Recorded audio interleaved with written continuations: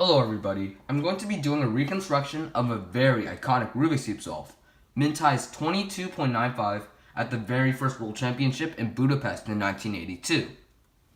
Today I'm going to be going over his approach of solving, without having our knowledge of our standard speed cube methods today. Alright, so the scramble will be on screen, so here.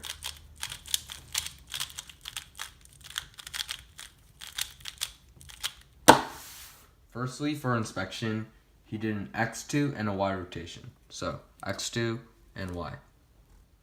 Okay, so first he built a first layer of corners, being orange in this case, and he saw from inspection how to preserve this orange and white piece.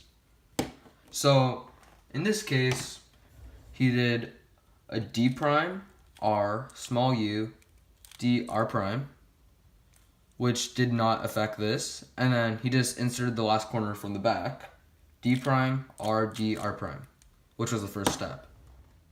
Then he was able to attach a second edge to the orange corners, being the orange and yellow, opposite of the orange and white. So what he did next was a Y rotation, a D, small r prime, E, and then L, which solved this like an H, opposite of each other. Then, knowing all corners are solved on one face, being the orange, the rest should be on the other side, being red, opposite from orange. So next what he did was CLL. If you don't know what CLL is, it orients the corners on the opposite side and not messing up the other corners on the first side, being the orange, as this is commonly known as 2x2. For example, Nicholas, as to solve this, not messing up this yellow side, you just do an algorithm to solve the white face in one algorithm.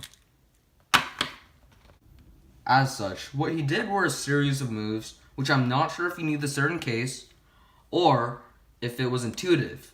Due to hardware at this time, the cube was turned by the whole hand, which made it confusing.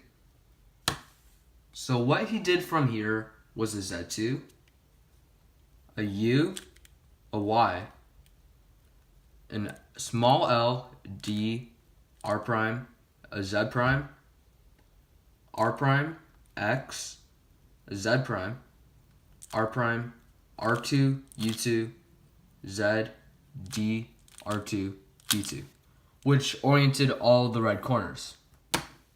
Then what he did next was solving the third edge on the orange side, which was the orange and green, which was quite intuitive.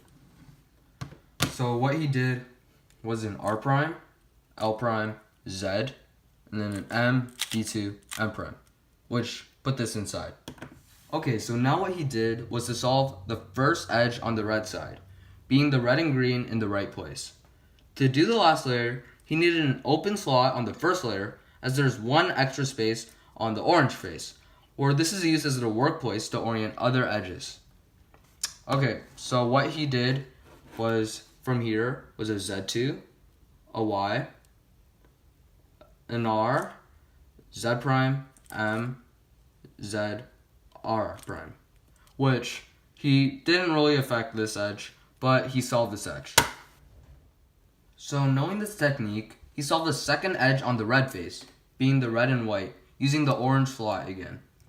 So what he did from here was a Z prime, and a small R prime, L prime, Z, a D, and then a R prime, E, R, which put this inside. And so on and so forth. He did the third edge being the red and yellow this time. So what he did is a U prime, small U prime, R, E prime, R prime, which put this here. And what he did next was very interesting, which was LSE, which is also known by root solvers. During the last step where he oriented both the top and bottom edges on the orange and red, which at the same time, maybe by luck, solved all the other edges on the E layer, which, in my opinion, I think he used a bunch of techniques, hiding and slosh, which takes lots of mastery with edge orientation, solving multiple things at once using a workplace, which was the orange edge. Alright, so what he did next was a small U, an R prime, E prime, R, E2, R, E, R prime. which was LSE. Leaving him with 4 centers left, he just needed to solve them and orient them. So what he could do is just do this simple algorithm, which he did an R2, E, and E prime, which is some hesitation, and then a small R2, an E, M2, E prime, which basically conjugates into an M2, E, M2, E prime. So basically, yeah, we're done.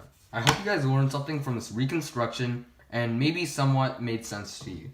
So anyways, I hope this helped, and bye.